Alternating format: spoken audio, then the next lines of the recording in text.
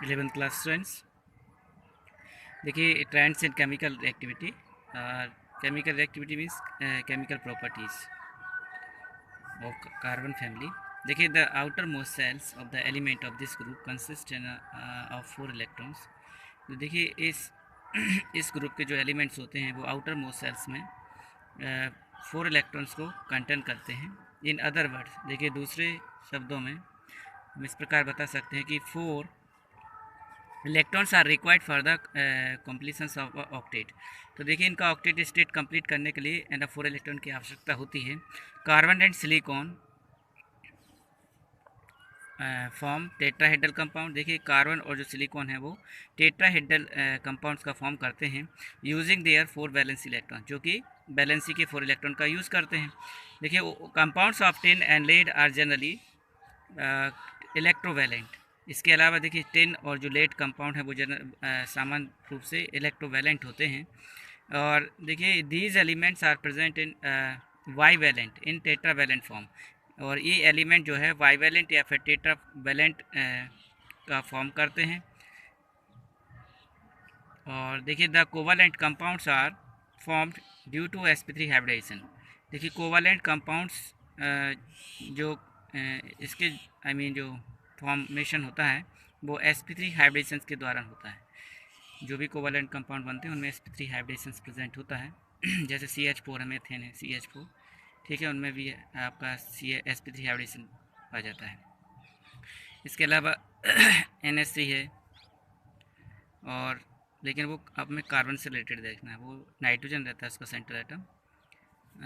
जो भी एथलीन है, प्रोपीन है, ब्यूटेन है, ठीक है ना, जो जिनमें कार्बन सेंट्रल एटम रहता है उनसे संबंधित जो कंपाउंड होते हैं, ठीक है ना, और sp3 हाइब्रिडेशन प्रेजेंट होता है। और ये अलग बात है कि किसी में लोन पेयर इलेक्ट्रॉन्स या अदर जो इफेक्ट रहते हैं वो प्रभाव डालते हैं, जिससे उनके बॉन्ड एंगल चेंज हो जाते हैं। और वो sp3 हाइब्रिडेशन के अनुसार उनकी ज्योमेट्री नहीं होती है ना, लेकिन उनमें sp3 हाइब्रिडेशन प्रेजेंट होता है। sp3 हाइब्रिडेशंस, देखिए first all elements of this group are tetravalent. देखिए इस ग्रुप के ऑल एलिमेंट्स टेट्रावैलेंट होते हैं, क्योंकि उनमें sp3 हाइब्रिडाइजेशन प्रेजेंट होता है। But from the point of view of energy, अगर हम एनर्जी के पॉइंट ऑफ व्यू से देखें उनको, तो it is almost an impossible, है ना, जो कि पूरे प्रकार से है ना इम्पॉसिबल है, जो कि संभव नहीं है ना, फॉर एन एलिमेंट है ना डोनेट है ना 4 इलेक्ट्रॉन्स, जो कि एलिमेंट्स के लिए है ना 4 इलेक्ट्रॉन क्या कर सकें, वो डोनेट कर सकें, और एक्सेप्ट है ना 4 इलेक्ट्रॉन एक्सेप्ट कर सकें टू कंप्लीट इट्स ऑक्टेट, उनकी ऑक्टेट स्टेट कंप्लीट करने के लिए ना। एक्चुअली वास्तव में ड्यू टू एक्साइटेशन है ना 1s इलेक्ट्रॉन 2p ऑर्बिटल। देखिए जो s इलेक्ट्रॉन का जो एक्साइटेशन होता है जो और p इलेक्ट्रॉन से ऑफ द सेम सेल, जो कि सेम सेल होती है लगभग, as a show in the following example, जो कि निम्न प्रकार के एग्जांपल में दिया हुआ है। देखिए स्टूडेंट्स, ग्राउंड स्टेट मतलब उनकी मूल अवस्था रहती है, जिसमें electronic configuration of carbon atom का 1s2 2s2 2px1 2p1, ये जो इनकी नॉर्मल अवस्था रहती है, मूल अवस्था कहते हैं ग्राउंड स्टेट को, उसमें इस टाइप का इलेक्ट्रॉन कॉन्फ़िगरेशन कंटेंट करते हैं। p ऑर्बिटल में ऐसे 2 अनपेयर्ड इलेक्ट्रॉन प्रेजेंट होते हैं, जबकि ये 4 इलेक्ट्रॉन पार्टिसिपेट करते हैं, है ना, क्योंकि इनकी वैलेंसी +4 होती है। अब देखिए स्टूडेंट, नॉर्मल स्टेट में तो उनके पास 2 अनपेयर्ड इलेक्ट्रॉन है जो दूसरे एटम या एलिमेंट के साथ कोवैलेंट कंपाउंड का फॉर्मेशन करते हैं।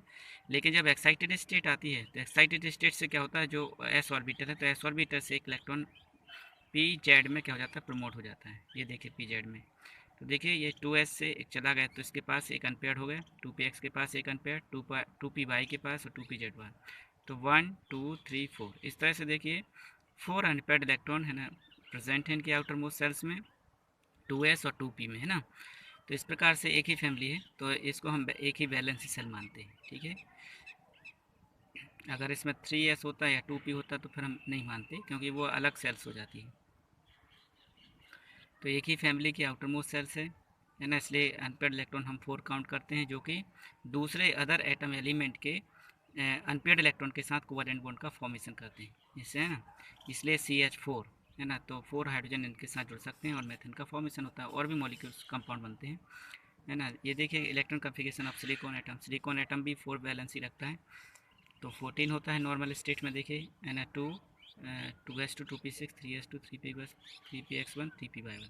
इसके पास भी 2 अनपेड इलेक्ट्रॉन है, 3px में 1 है और 3p1 है। अब एक्साइटेड स्टेट आई, जब इसको एनर्जी मिलती है तो इसका इलेक्ट्रॉन 2p से निकल कर, है ना, अगले सेल्स में प्रमोट हो जाता है।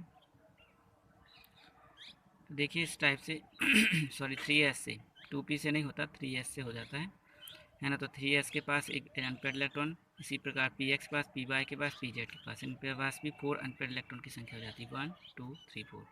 और यही अनपेड इलेक्ट्रॉन दूसरे एटम या एलिमेंट के अनपेड इलेक्ट्रॉन के साथ कोवलेंट कंपाउंड का फॉर्मेशन करते हैं। इसलिए इनकी वैलेंसी कितनी होती है, 4 होती है। Clear. Therefore, carbon and silicon obtain in a 4 electron excited state in a which 4 bonds sp3 hybridization. तो इस प्रकार कार्बन और सिलिकॉन जो है एक्साइटेड स्टेट जो आती है उसमें, है ना, 4 बॉन्ड्स फॉर्म करते हैं sp3 हाइब्रिडेशन के दौरान। सेकेंड पॉइंट, इसमें फॉर्मेशन ऑफ कॉम्प्लेक्स होता है। तो the property of formation of complex of an element depends upon the following size. जैसे कि आपका स्मॉल, है ना, साइज ऑफ द एटम और आयन, हाई चार्ज, अवेलेबिलिटी, है ना, ऑफ वैकेंट ऑर्बिटल और suitable energy in an atom. देखिए कार्बन विच इज़, है ना, सिचुएटेड इन सेकंड पीरियड। अब देखिए इसमें ये रीज़न है, इसके इनके साइज जो है स्मॉल साइज होते हैं एटम और आयन के रूप में भी, हाई इनका चार्ज होता है, अवेलेबिलिटी, है ना, बैकेंट, है ना, ऑर्बिटल्स इनकी उपलब्धता रहती है इनमें, या फिर सुइटेबल एनर्जी, एटम के पास, है ना, योग्य एनर्जी रहती है बॉन्ड का फॉर्मेशन करने के लिए। तो देखिए carbon which is second period, है ना, अप टेबल, जो कार्बन जो है जो कि सेकेंड पीरियड टेबल में क्या होता है, प्रेजेंट होता है, कंसिस्ट ऑफ ओनली 2 सेल्स, है ना, जो कि 2 सेल्स कंटेन करता है, जैसे पोटेशियम एंड लिथियम।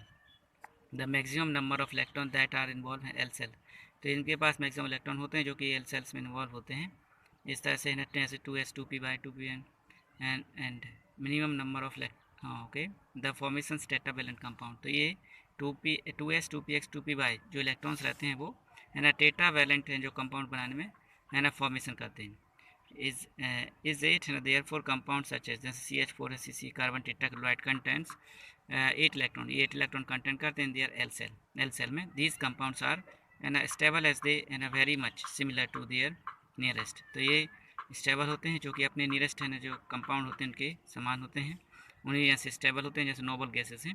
तो कार्बन कैन नॉट, है ना, form complex compound due to the non ability vacant orbital. देखिए कार्बन जो कंपाउंड है वो, है ना, बैकेंट ऑर्बिटल्स नहीं रखता, सॉरी कॉम्प्लेक्स कंपाउंड नहीं बनाता, क्योंकि उनके पास वैकेंट ऑर्बिटल की उपलब्धता नहीं रहती। ठीक है।